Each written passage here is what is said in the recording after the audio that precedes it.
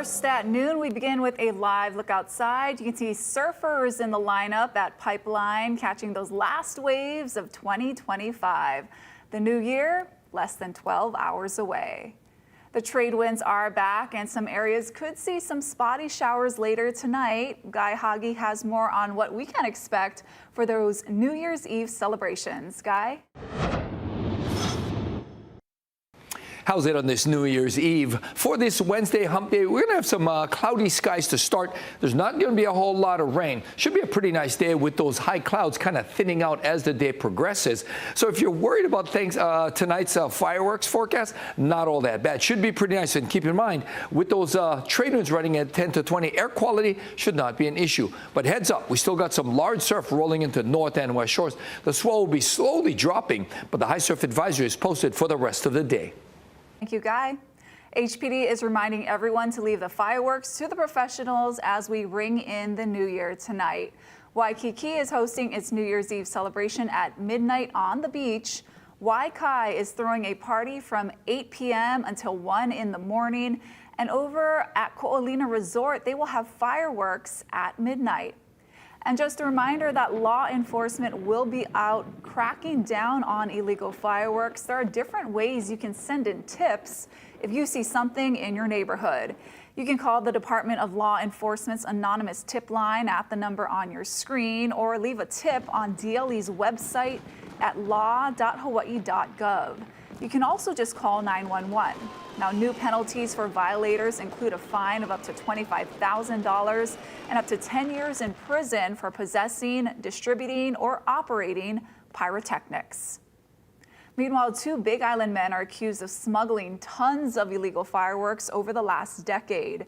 They made their first court appearance yesterday. Daryl Huff has the latest on the Fed's broad-ranging investigation. The federal government is certainly sending a message with this case. Not only are they keeping an eye out for fireworks smuggling into the state, but they're willing to commit significant investigative resources to big cases. 52-year-old Daryl Gu of Kea'au and 45-year-old Sai Tamura of Hilo were arrested for smuggling containerized loads of fireworks from Wisconsin to Hilo and selling them for 6 to 10 times what they paid. That's been happening since 2016. Yeah, that's going to be a significant impact to the island. It's going to be safer. Our island's going to be safer. Court documents indicate the fireworks company in Wisconsin cooperated with investigators who recorded them talking about their business and seized more than 70 pallets of fireworks, guns, and cash after searching the containers on the mainland and the men's properties on the Big Island. Gu is charged with being a felon in possession of the firearms. Tamura does not have a significant record. It's a significant arrest because it's so large scale and so sophisticated an attempt to bring in fireworks. I mean, you have aliases and money laundering and shipments. I mean, this was not a small endeavor. The criminal complaint says the fireworks were covered up in the containers by farm supplies. Gu told investigators he had a network of people selling for him. He paid $20 to $50 per firework and was recorded saying he hoped to clear $800,000 in 1 year. It was ongoing for a period of time, and these folks were making quite a bit of money. Former federal public defender Alexander Silvert says it's not clear how the scheme was discovered. Most of the undercover work happened this summer. He said the unnamed fireworks company may have cooperated to avoid money laundering charges, but the case against Gu and Tamura appears strong. According to the affidavit, both suspects have made inculpatory statements against themselves and against each other. So from a defense point of view, it looks like a pretty solid case for the government because of that. And the multi-agency investigation had the added benefit of being announced the day before New Year's. They do it with taxes as well, is when you make a bust like this, especially right before a holiday, it sends a message out to both sellers and consumers not to buy illegal fireworks, not to sell illegal fireworks. And it's a huge safety issue. And so it's going to cause people to pause now, whether or not you're purchasing it or selling it. And I think that's a good thing. The men made an initial appearance in federal court and had their next hearing set for January 20th. They were then released on $50,000 bonds. The men face significant prison time. The fireworks smuggling charges could bring up to 10 years each, along with $250,000 fines, and Gu faces an additional 15 years for the firearms charges. Reporting from Federal Court, Daryl Huff, Hawaii News Now. Thank you, Daryl. For 22 million Americans, the new year means higher health care costs or even losing coverage completely. Government subsidies will expire for the Affordable Care Act, also known as Obamacare, at midnight. Gary Grumbach has the details from Washington. Joseph Diemro is one of millions of Americans who will see his health insurance premiums go up at midnight. He buys his coverage through the Affordable Care Act, also known as Obamacare. Next month, he'll pay 15% more as federal subsidies to keep the cost lower run out. It's a lot bigger than my car payment. It's between my car payment and rent. And it's getting closer and closer to the rent. Healthcare advocates worry many Obamacare recipients will just get rid of their health insurance entirely instead of paying more.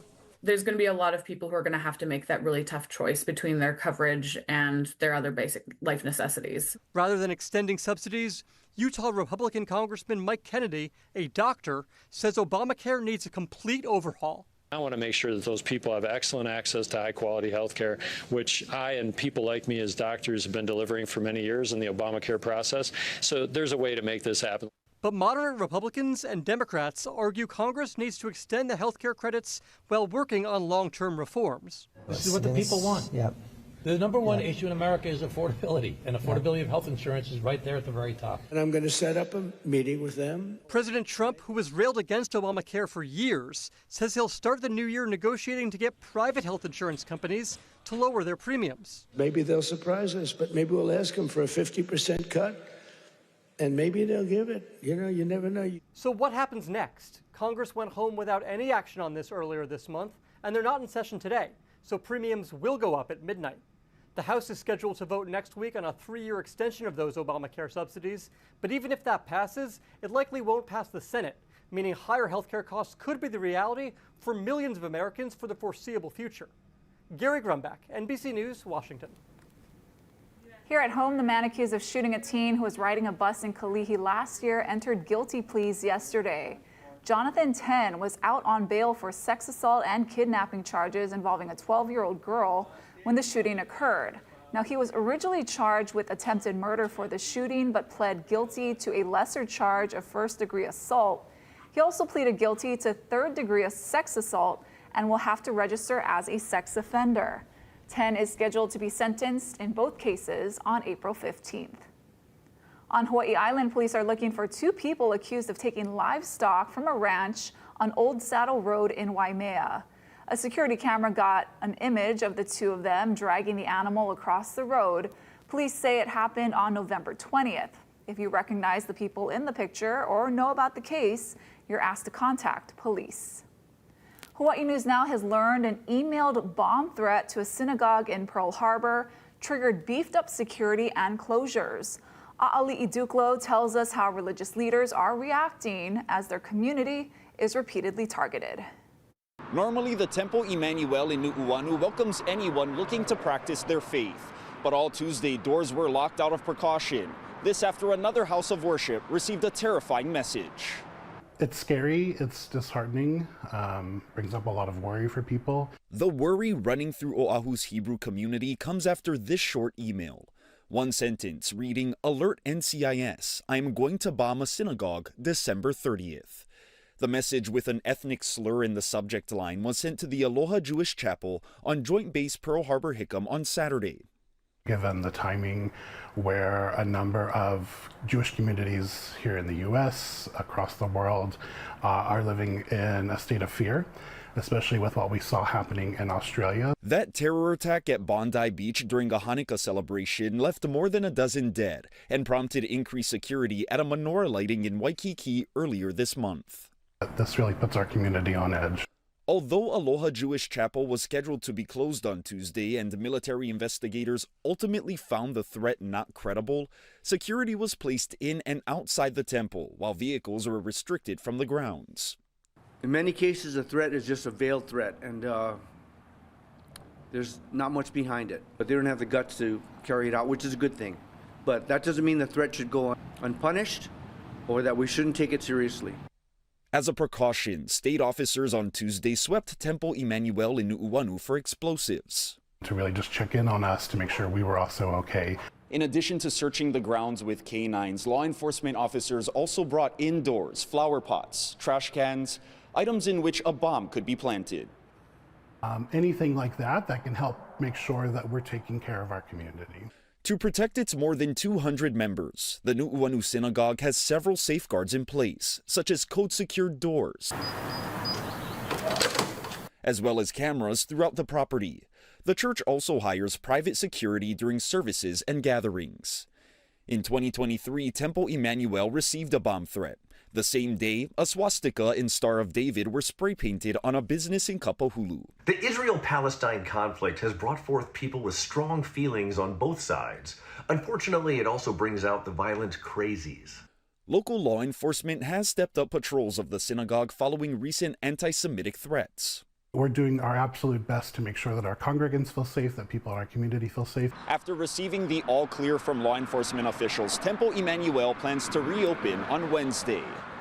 In Nu'uanu, Aali'i Duklo, Hawaii News Now. Thank you, Aali'i. Ahead on This Is Now, fresh fish brings good luck in the new year. Casey Lund has the details on sashimi prices in 2 minutes. Plus, a look back at the biggest stories that made local headlines in 2025.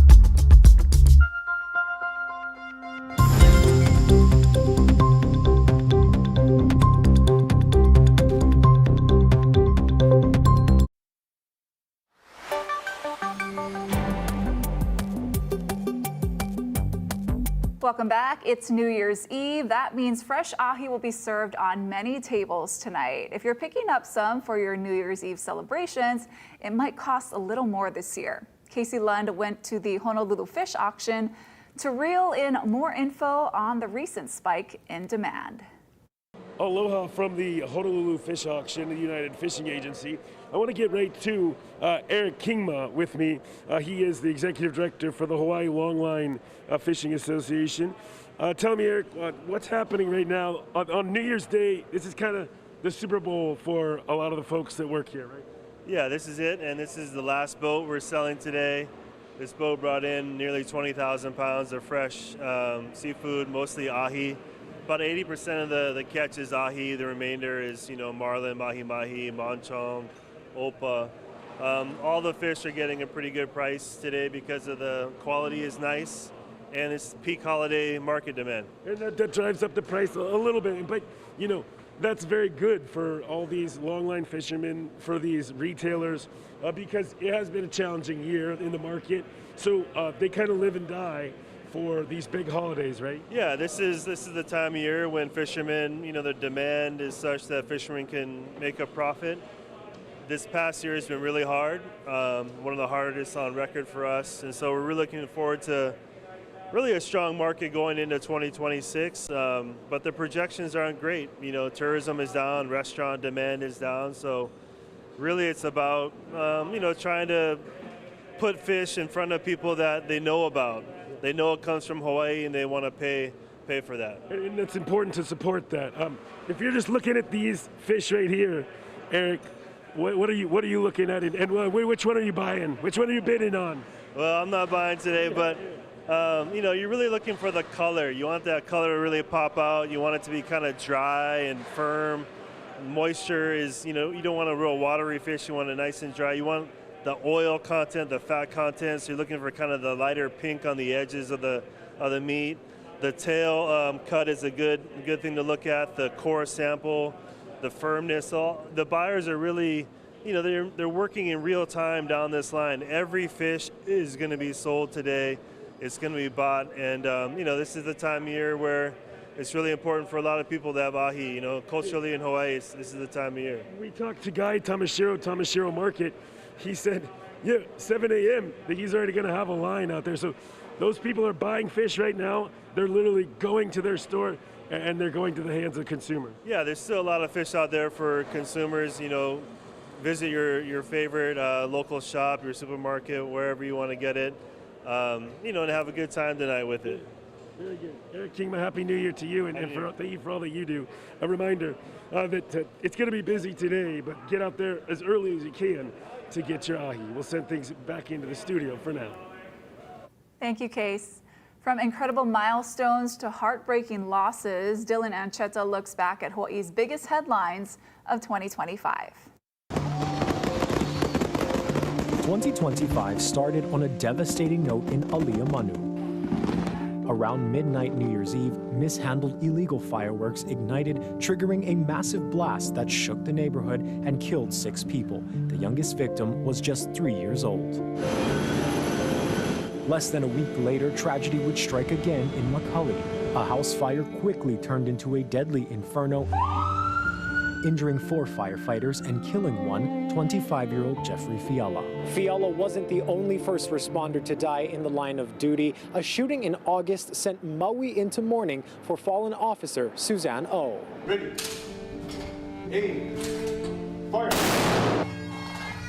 She was responding to a call about an erratic man in Paia on August 15th. Gunfire was exchanged and Officer O was fatally shot. She was beloved by her fellow officers and respected by the people she served. The tragedies continued on Oahu roadways as it was a particularly deadly year. There were over 80 fatalities on Oahu alone and 129 statewide, making this the deadliest year on Hawaii roads since 2007, when there were 138.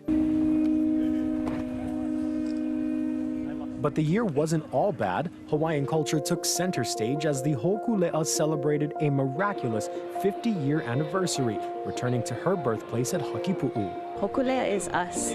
Hokulea is our people. Hokulea is our language. It's us, and she just means so much to all of us. Several months later, Hokulea and Hikianalia would depart Hilo on a restart of the Moana Nui Akea Pacific-wide voyage, eventually making their way to Tahiti and Aotearoa. As their journey continues, back at Kilauea, Pelehonuamea put on a fiery show with 39 eruptive episodes at Halemaumau. It was a miraculous spectacle that drew many from near and far. And when the federal government shut down, we saw the community band together, volunteering at food drives, making sure their neighbors didn't go hungry. 25-yard attempt. Matsuzawa, the kick is up, and it is perfect. In the world of sports, Kansei Matsuzawa took the college football world by storm. Nicknamed the Tokyo Toe, he broke records in Manoa for the most field goals in a single season and most consecutive field goals made. He was also the first ever UH player to be named a first consensus All-American, cementing his name as a Rainbow Warrior legend. and the Honolulu Rail expanded service yet again, opening its second segment, finally bringing passengers to the Honolulu airport. As we close out 2025, we share our hopes for a bright and prosperous new year. And we thank you for tuning in and trusting us, and hope you'll continue to watch in 2026. For Hawaii News Now, I'm Dylan Ancheta. Thank you, Dylan. Let's take a live look outside with our tower cam at Aloha Tower on this last day of 2025. What can we expect for your New Year's Eve celebrations? Guy Hagi has your full forecast in 2 minutes.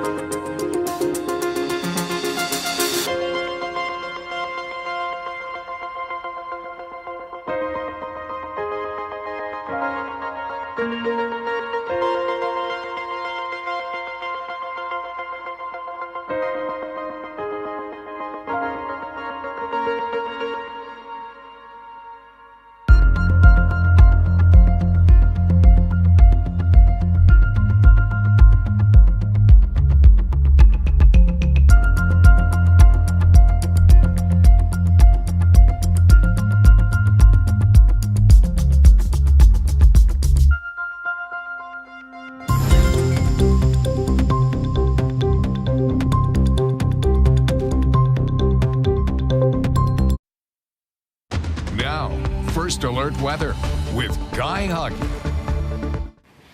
How's it on this New Year's Eve? We got some pretty nice weather today. Granted, we're going to start out a little cloudy, but these high clouds are expected to thin out later in the afternoon. But it's a little bit of a cloudy start. But notice how dry it is. Not much in the way of rainfall, just a few stray showers. That's all we're expecting today. So a cloudy start, and later as the day progresses, those clouds should start to thin, and those winds will hold firm at 15 to 20 miles an hour. And that means the air quality should be pretty good for tonight. I know there's going to be fireworks smoke and all that, but keep in mind, with those trade winds blowing at a good speed, 10 to 20, that should help clear out the air and help the air from getting too bad. And there will be a few windward and Mauka showers, but not a lot of rain expected until tomorrow.